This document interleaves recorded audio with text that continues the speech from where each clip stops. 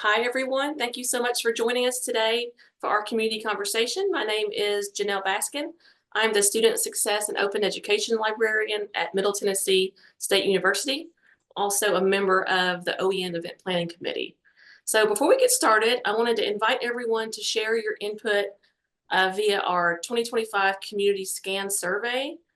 This is an important tool that the OEN is using to shape our work as a community, not just this year, but beyond in the future years. So Stephen, who is another member of our committee, is going to put in the chat the link to that survey. And we would be very grateful and thankful if you would take about 5 minutes to complete that today. All right, so with that, we're going to begin today's topic, which is an intro to digital accessibility best practices and ADA Title II. We're excited to dive into this topic with you, and we wanted to start by hearing from you about it. So we're going to put a question in the chat, and that question is, what is the biggest challenge that you've encountered or anticipate when implementing accessibility best practices in open education? So that is just been put in the chat for you. So if you guys will go ahead and start, feel free to put answers in there as we kind of take care of some housekeeping things. And then we'll come back here in a minute and see what your comments were. All right, so we're gonna share a few ground rules. I'm not gonna read through all of those. I'm just gonna leave those up there for y'all to look at.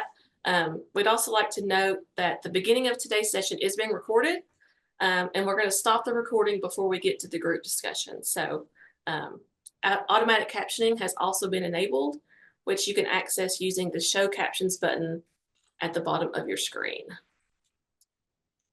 Okay, I'm gonna look over and see what y'all are saying. If I can hop back into the chat here and see what your answers were. So we've got biggest challenge, knowing how to resolve errors that accessibility checkers find. Yep, I've experienced that.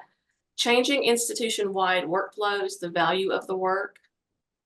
Not enough time to review the OER. Yes, where does that fit into our workflow?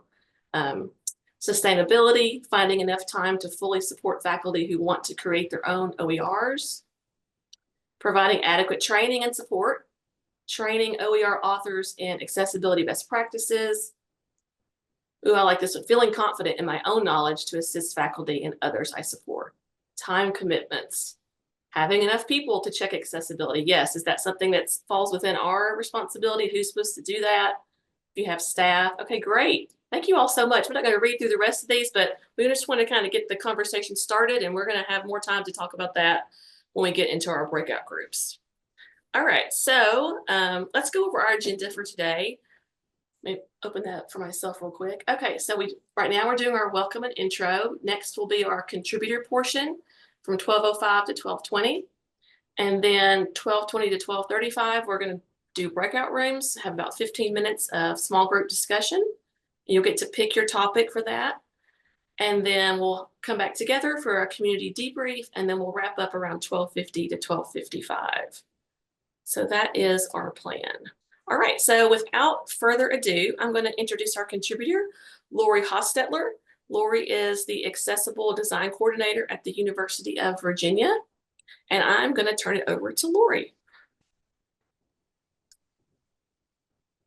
Thank you so much, Janelle. It's great to be here today with you. And as we were joking around the planning committee, I don't consider myself to be the expert in this. My background is in disability and accessible instructional design, but digital accessibility is very unique in that it's a technical skill and it is now intersecting with all of our work in the teaching and learning endeavor.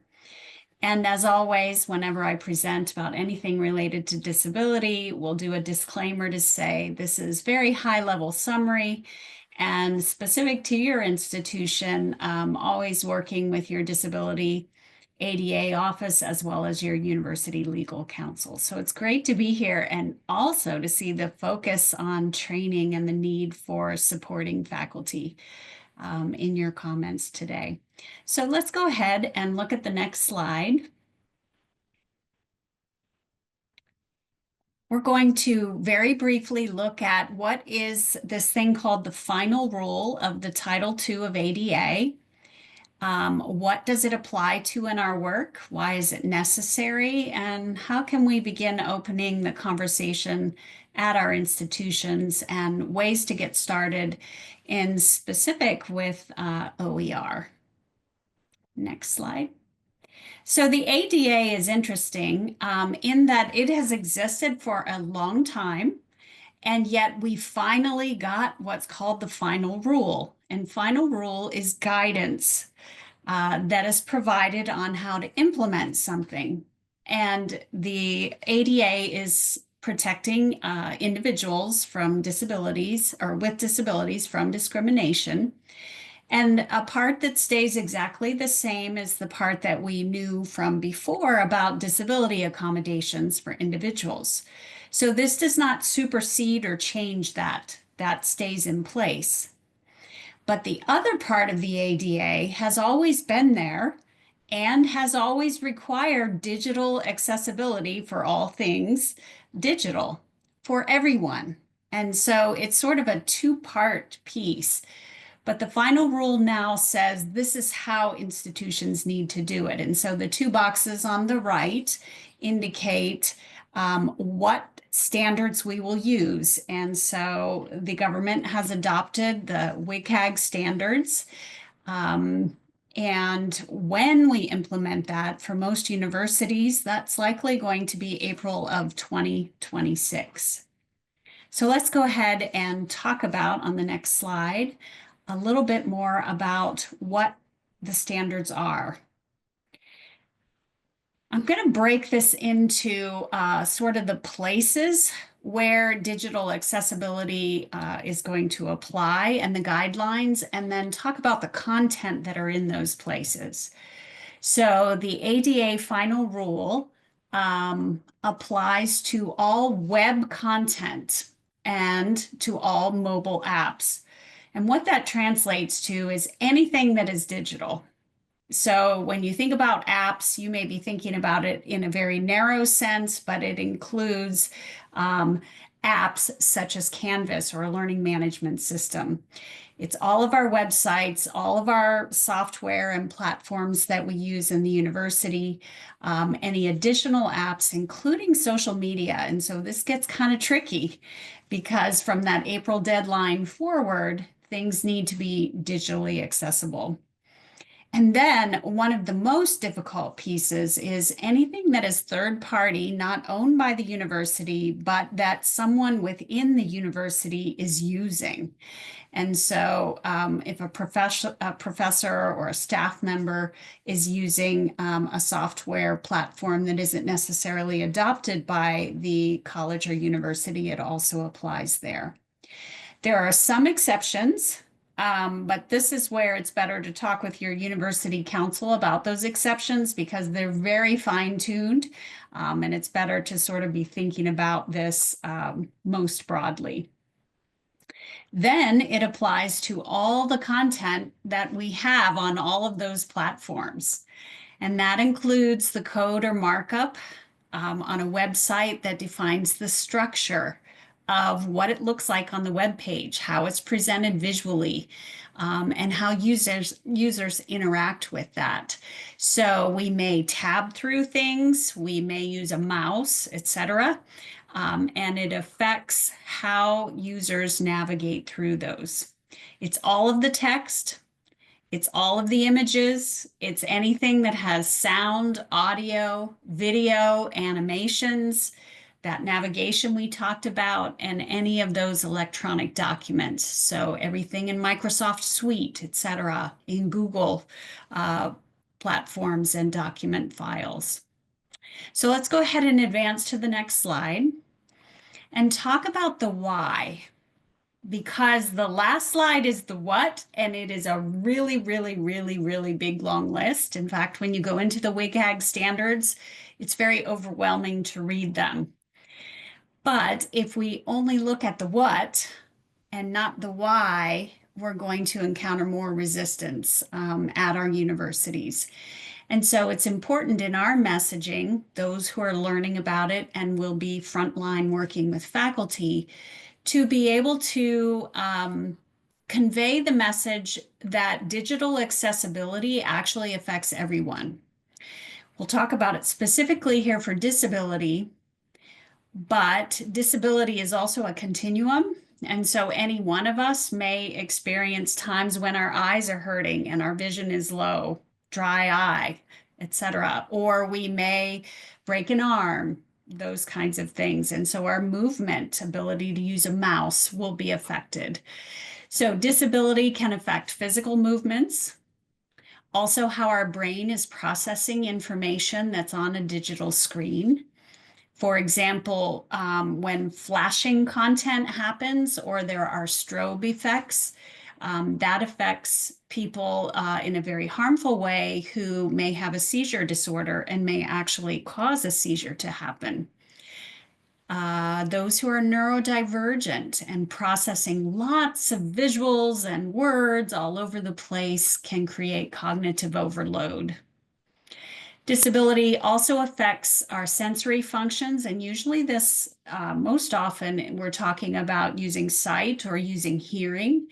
And so we know that an individual who is blind or who has low vision may not be able to see a heading that's simply bold font or larger letters on the screen. And they're relying on a screen reader that announces that it's a heading. And so formatting of whether we use the built-in style for headings, that works for a screen reader. If we just enlarge the font or we change the color, the screen reader doesn't see it any different from any of the rest of the text. And if we think about how our brains go through when we're looking through a book and we see larger font headings, that's how we find things. If you're using a screen reader and there's no built-in fonts, it starts at the top and it just keeps reading. And so it can't skip ahead unless we use those built-in fonts. And so this idea of how sensory input is taken in is really crucial in understanding digital accessibility. And then disability can also affect life tasks. And this is the working, reading, learning, and communicating that the digital accessibility is pulling into and saying everyone has a right to these life tasks. And so thinking about how things are designed on the page. Let's go ahead and jump ahead to the next slide. Two key areas that when we think about open educational resources and the WCAG standards, one of the biggest challenges that we will likely face is that our PDFs are actually scanned images. They're digital images rather than being able to read the text because the text is not tagged in an appropriate way. And so some PDFs are tagged so that a screen reader can read them, and others a screen reader cannot if it's just a picture of the words. And so this optical character recognition, OCR, is something that we're going to hear a lot about in OER and with our faculty. Video and audio recordings, captioning for speech, but also for sound effects, if those are important in a video. Do we have transcripts available for videos that are shown in courses, etc.? Do we add in descriptive audio? In other words, you can see on the screen if you are a sighted individual, whether I'm smiling or I'm not, or I stop and my cat goes across the screen and then everyone laughs. But if you are a blind user, you can't see that. And so descriptive audio means that we describe also what is happening visually on a screen. And the WCAG standards actually go for 99% accuracy for captioning, which means that we really need to do machine-generated captioning, but it's not very accurate. And so manual editing is an additional process. And so many universities are thinking about, will they use a third-party vendor to use the manual editing of captioning? Let's skip to the next slide. Some of the key things that I've already referenced, and I'm just going to put them here and touch briefly on them. Heading styles, using those as built-in is essential. Also using the built-in tools for bullets and for lists. So we don't type dashes or we don't type the number numeral 1 and then a period and then a space, because a screen reader does not alert then that this is an actual list. Alt text. Alt text is a sentence or a paragraph that a screen reader will read about an image. So for any images that we have, we usually right click and it will allow you to insert alt text, meaning alternate text in place of the visual. Here's what's happening in the visual. Using descriptive web links, meaning that when we are wanting a user to use a hyperlink, we don't say click here, but we use a noun or a phrase to describe what is the content, to label what we are linking to. Thinking about color contrast, having it be high enough of a contrast between two colors that users who have low vision or who are colorblind can distinguish between them. And trying not to use color for meaning. In other words, we don't just highlight the important words in red.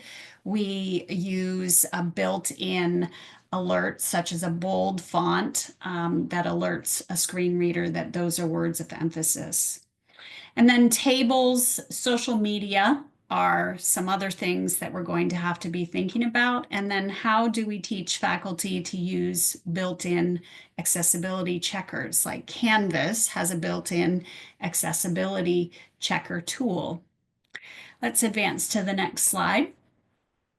So some key implications, and OER is not my background, but in delving into this and working across the institution, those accessibility basics of our content that I just went over are going to be important, but also figuring out the platforms that we use. Are they digitally accessible? And sometimes when we're purchasing those, we're going to have to be using this last bullet, what's called a VPAT, Voluntary Product Accessibility Template. It's basically a set of standards that goes to a vendor like Blackboard, where they fill it out and they say how compliant they are. One of the things that many institutions are considering is moving beyond the VPAT, and in addition to that, asking a vendor to do a demo, a live demo of the accessibility features that are built into their product. And our own websites, with OER, we often will have websites and other web content, and so using accessibility checkers such as Wave to check the accessibility of our own websites. Let's go on to the next slide. So our framing is going to matter. We don't want to make this another thing to do or about disabled people, because accessibility positively impacts all of us. Many of us turn on captioning when we watch videos. And messaging it as we're all going to play a role in this. Faculty, staff, those who work in procurement, web designers, etc. And then not biting off more than we can chew. Phasing it in is going to be vitally important. What do we want to do in round one between now and the start of fall semester, between fall and January 1, next spring, etc.?